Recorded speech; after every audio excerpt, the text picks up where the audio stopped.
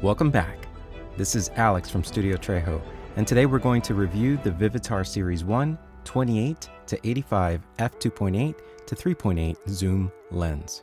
28 to 105 zoom lenses have been a staple in photography communities for many years, covering all the needed focal ranges, making it a convenient tool for any shoot. With the Series 1 insignia, designating it as the best Vivitar could offer, could a zoom lens from a third-party company still be useful today? Do the vintage qualities outweigh its performance? Are vintage zooms even worth it in 2025? Let's find out by jumping into the key features of this lens. The Vivitar Series 1 28 to 105mm has a variable aperture of f2.8 to 3.8 and stops down to f22. Now, I usually don't like to work with variable aperture lenses as the image will darken as you zoom in. Most photographers are aware of lenses that operate in this way, but video shooters, not so much. But the loss of light is minimal in this lens, which we will see in tests later on in this video. Moving on. This lens has a surprising 8 aperture blades that create 8-pointed sun stars on bright points of light. It weighs 577 grams or 1.4 pounds with a 67 diameter filter thread size. This lens has 14 elements in 12 groups. The close focusing is unique with this lens. At 28mm, it can focus down to 0.22 meters, which is about 0.7 feet.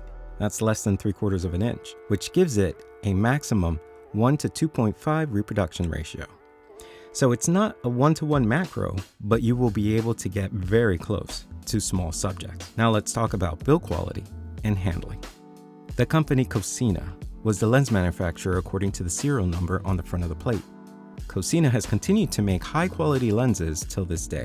As with all Vivitar Series 1 lenses, the body build and design are top-notch. Prominently on the side of the barrel, the Vivitar Series 1 brand is engraved on the rubber focus zoom grip with raised diagonal lines that feel comfortable on your fingers as you operate it. Clearly, Vivitar wanted their branding to be seen by all. Parts on the lens are metal and plastic. It is a compact lens for a zoom of this range at 28mm.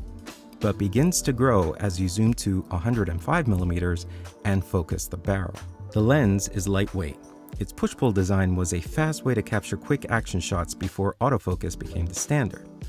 The focus scale is painted along with the focal length numbers, and this lens was made in Japan. So, is it just another throwaway zoom? What's the image quality like? At 28mm f2.8, the center is sharper than one would think coming from a vintage zoom, and stays pretty sharp as you reach the edges. This is very surprising, especially at 28mm. The chromatic aberration is also controlled wide open. Stop it down to f4 and contrast kicks in, and sharpness improves and spreads out to the corners. Stop down to f8 for maximum sharpness corner to corner, and at f22, we see the effects of diffraction. At 50mm, the center is relatively sharp again, but the corners take a hit and are not as sharp as they were at 28mm. Stop down, and the contrast and corner sharpness improves. At 105mm, center sharpness is not as good as the previous focal lengths, but the corners are good. Overall, it's a sharp lens. Now we don't want to forget the macro situation. At 28mm, it looks like this, which is really close. And from a side view of the camera, this is how close the lens is to the subject. So again, a very interesting lens and useful macro. Next, vignetting. Heavy vignetting is present at f2.8 and lingers till about f8, but it's still there. And this is true throughout the zoom range. The vignetting is always there, the darkening of the corners. So if this lens has an Achilles heel, it's the vignetting. Here's a way around it. Run your photos through Lightroom, and you can eliminate most of the vignetting even when shooting wide open. If you shoot photos with an APS-C camera, you won't notice it at all. Video shooters, if you're shooting on a Super 35 sensor or with any kind of crop, you will not notice it either. Next, lens flare. I would say that this is where the lens excels, but I also really like lens flares. Now the flares are very pronounced, as a pleasing reddish color reminiscent of the Vivitar 35 to 85 f2.8 that I've reviewed on this channel. Some on the internet have even called this lens the successor of the wonderful 35 to 85. Going back to the flares, it's strong. Full of vintage vibe when you're shooting with it.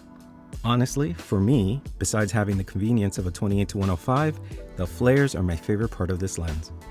There are so many ways to be creative using this vintage look, and all you need is to have some light hit the front of the element, and off you go. Bokeh. Bokeh is smooth at pretty much every focal length, with the macro shots being the smoothest. Since the minimum focus at 28mm is around 3/4 of an inch, at 50mm is around 1'2", and 105mm is at 3 feet, you won't have a problem getting close to your subjects, therefore the backgrounds will completely melt away into a buttery vintage look. Colors are muted on this zoom, but not completely flat, which can be adjusted later in post, and the colors are on the warm side of the spectrum.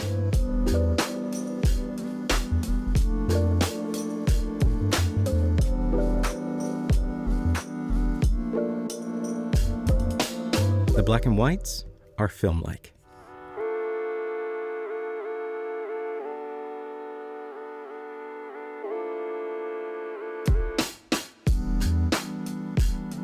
So what's my take on this lens? It's a vintage zoom that is small, light, and compact. It has a large zoom range convenient for most shoots. Its close focusing ability is a major plus for creating creamy bokeh. Its sharpness, even wide open, will surprise you. And it's a keeper for me. If you find one, check it out. If you like this video, hit the like and subscribe button below, and we will see you on the next vintage lens review.